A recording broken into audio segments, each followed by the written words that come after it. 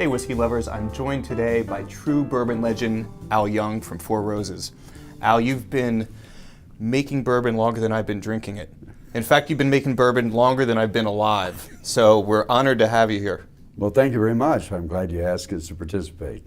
Now, you started with Seagram's back in 1967. What can you tell me about your first day on the job? Well, you know, that first day was exciting because I had a job. That was a big thing back in that day. The second thing was Jim Rutledge often reminds me, he gave me my first tour of the Seagram plant in Louisville, Kentucky. And quite frankly, it was so long ago, I was just awed by the whole thing. Did you ever imagine you'd have 50 years in the industry back then? No. I was just thinking about doing a couple of years, getting some experience, because back in that day, we were of a generation that you thought you could do just about anything. So basically, you get some experience, and that propelled you into a career working somewhere else, to do something else that might be your lifelong career.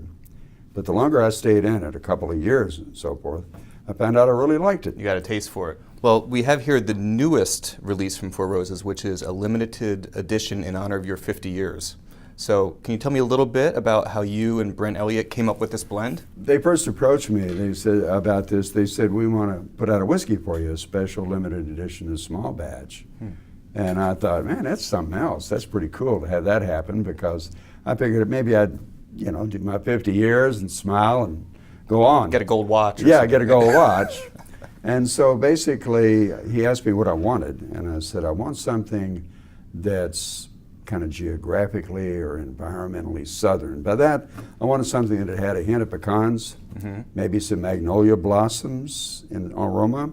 I wanted some taste on it that was kind of sweet, not a cordial, but a sweet kind of thing, and then have some atmosphere of rose petals. I wanted everything that you could associate with a nice summer southern afternoon, if you will. Wow. And I added something else.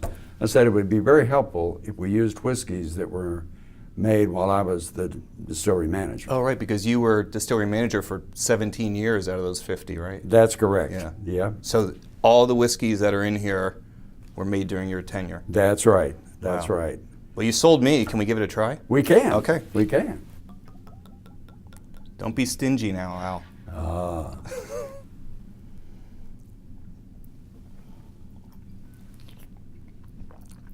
That's much better than a gold watch. I'd take that any day.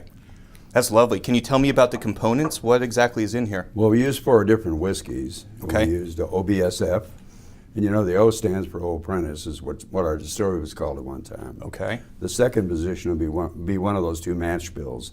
Either it's the B for a high rye or an E for a high corn. The third letter is S for straight distillation. And the last letter will be one of those 5 yeast codes. Okay. So in this case, it's going to be F, and it's F because it's got an herbal quality to it. So you got the OBSF for the mini quality at the end right there, that maybe a little bit of a spearmint atmosphere to it as it goes down. Then the OBSK offers you that spiciness. And then you've got OBSV, which has the oaky quality, along with maybe some pecan. And then you've got the OESV, which is a high corn mash bill with a fruity yeast. Yeah, it has a beautiful, very mature oakiness to it. I guess it's that older oak whiskey. It's like a sort of a spicy, more sandalwood kind of thing or something I'm getting. It is really unique. Pretty, yeah. It's very unique. Really pretty. And put it all together, and it even puts on some elements of magnolia blossoms. Well, it's a worthy tribute to your 50 years, so thanks so much you. for sharing it with us, and congratulations. Thank you.